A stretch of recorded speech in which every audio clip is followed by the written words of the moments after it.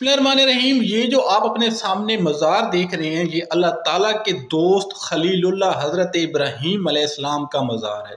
हज़रत इब्राहीम अलैहिस्सलाम किसी भी तारुफ के मोहताज नहीं है और आप अल्लाह ताला के बरगुज़ीदा अंबिया में से एक हैं। सबसे बढ़कर हज़रत इब्राहीम अलैहिस्सलाम हमारे प्यारे नबी सल्लल्लाहु अलैहि वसल्लम के जद्दे अमजद भी हैं। यूँ तो आपके कई सारे वाक़यात मशहूर हैं, जिनमें से एक वाक़या आज हम आपके सामने पेश करेंगे। हज़रत इब्राहीम अलैहिस्सलाम की आदत थी कि वो तब तक खाना नहीं खाते थे कि जब तक कोई मेहमान उनके साथ नहीं होता था। यहाँ पर हम आपको एक चीज़ और बता दें कि नबी और रसूल में फ़र्क है। जो रसूल हैं वो सिर्फ 4 हैं। एक हज़रत दाऊद अलैहिस्सलाम, हज़रत ईसा अलैहिस्सलाम, हज़रत मूसा अलैहिस्सलाम और हमारे प्यारे नबी। रसूल वो होता है कि जिस पर अल्लाह ताला ने अपनी किताब नाज़िल फरमाई, जैसे कि कुरान मजीद है, ज़बूर है, इंजील है। और नबी जो होते हैं वो दरअसल जो अपने पहले वाला जो नबी होता है उसी के पैगाम को वो आगे लेके चलते हैं और उन पर जो है वो सहीफ़े नाज़िल होते हैं।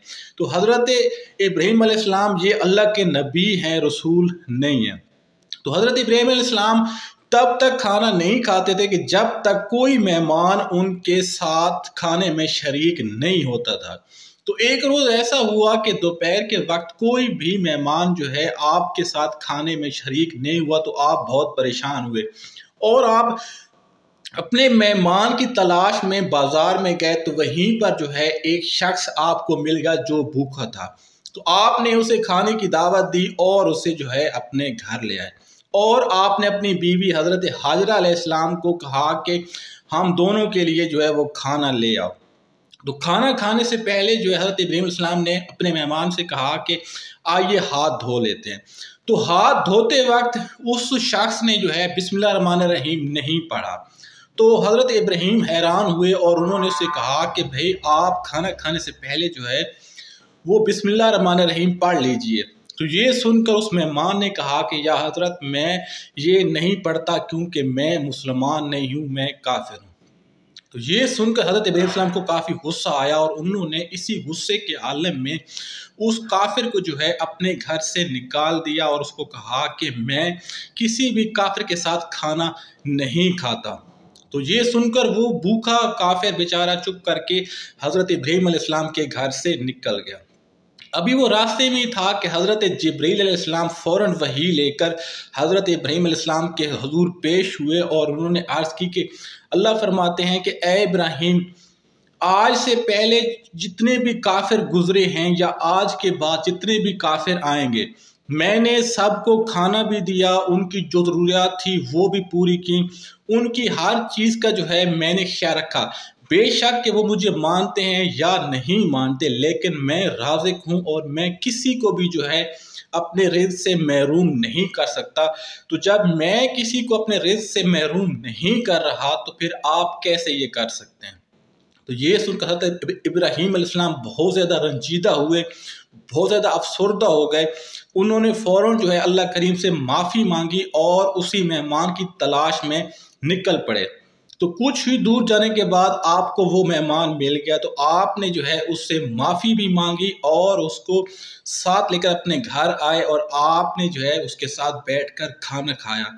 और इसके बाद ये आपका मामूल बन गया था कि अगर कोई काफिर होता, मुसलमान होता, कोई भी होता, आप उसको घर ले आते और बड़े शौक़ से जो है उसके साथ बैठकर खाना खाते।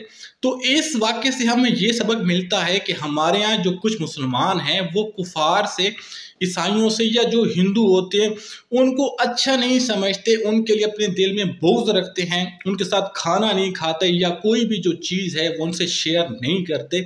तो याद रखें, ऐसा नहीं करना चाहिए। हर इंसान का अपना अक़ीदा है, उसके सामने ज़मीर भी है और उसके सामने नफ्स भी है। तो अगर वो ज़मीर पर चले तो वो अल्लाह के रास्ते पर चलेगा, अगर नफ्स पर चला तो ज़ाहिर है वो शैतान के रास्ते पर होगा। लेकिन अल्लाह ताला ने रोज़े अज़ल से लेकर रोज़े अबद तक किसी का भी जो रिज़्क़ है वो बंद नहीं किया। तो बतौर मुसलमान जो है हमें भी किसी काफिर से नफ़रत इस वजह से नहीं करनी चाहिए कि वो काफिर है।